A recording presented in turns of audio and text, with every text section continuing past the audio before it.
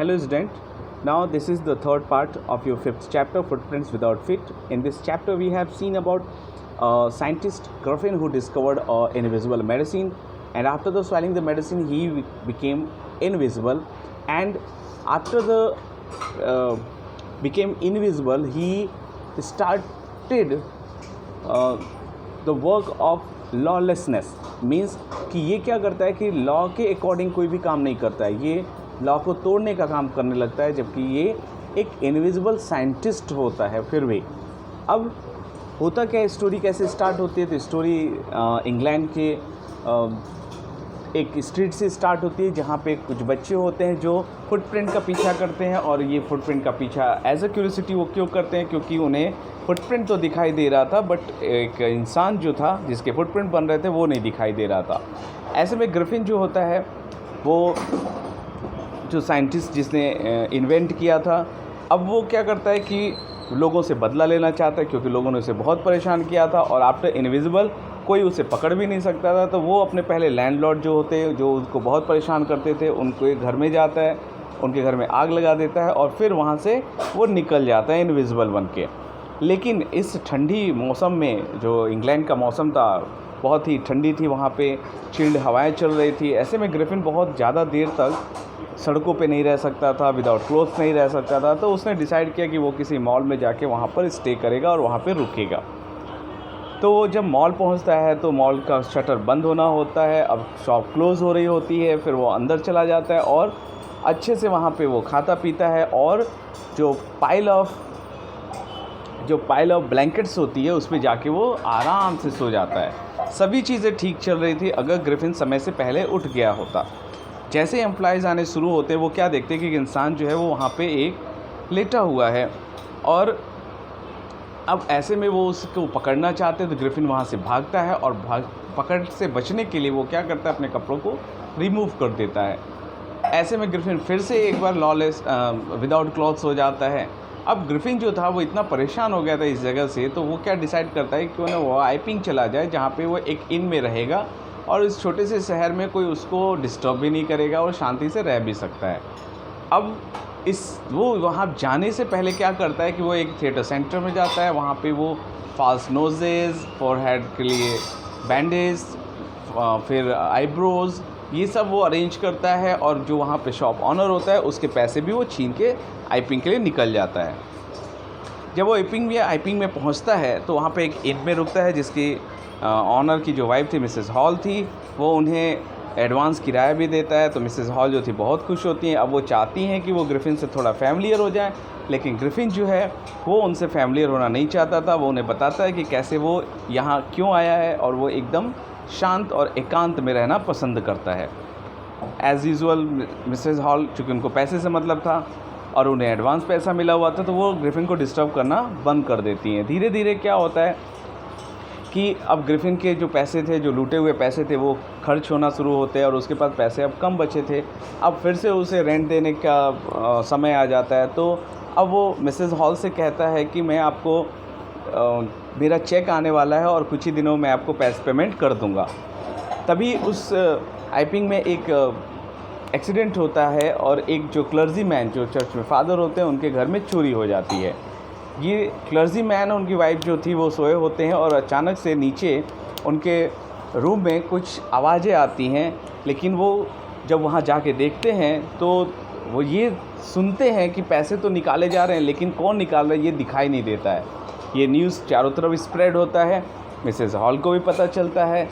और Mrs hall जो थी वो उस दिन थोड़ा जल्दी उठ गए थे, जिससे कि वो क्या करते, बाहर आते हैं तो ग्रिफिन का जो रूम का दरवाज़ा था वो खुला हुआ था. तो एज अ क्यूरियोसिटी कि वो कैसे रहता है, जब वो एंटर करते हैं उसके रूम में तो देखते क्या है कि बेड तो एकदम ठंडा है, मतलब ग्रिफिन बहुत देर से यहाँ पर नहीं है. फिर अचानक से मिसेस हॉल के पीछे किसी के सांस लेने की आवाज़ आती है और जो वहाँ पे कुर्सियाँ रखी होती हैं वो लाइव हो जाती हैं, वो मिसेस हॉल के ऊपर अटैक करती हैं. वो जो चेयर थी जिस पे उनकी मिसेस हॉल की मदर बैठा करती थी वो मिसेस हॉल को जस्ट किल करने की कोशिश करती है. ऐसे में दोनों वाइफ हस्बैंड वहाँ से भागते हैं और किसी तरीके से बचने की कोशिश करते हैं. लेकिन जैसे ही दरवाज़ा बंद हो जाता है और फिर थोड़ी देर बाद देखते हैं कि ग्रिफिन वहाँ से बाहर निकल के आ रहा है। तो मिसेस हॉल को ये डाउट होता है और वो जाके पूछती हैं कि तुमने क्या किया कि मेरी जो मदर की चेयर थी वो लाइव हो गई थी और तुमने दरवाज़ा बंद होने के बाद तुम अंदर से बाहर कैसे आ गए। तो यहाँ तक मैंने आप लोग को एक्सप्लेन किया हुआ था इस चैप्टर में, और आगे अब देखते हैं स्टोरी में क्या होता है। क्या चोरी करने वाला पकड़ा जाता है या नहीं पकड़ा जाता है।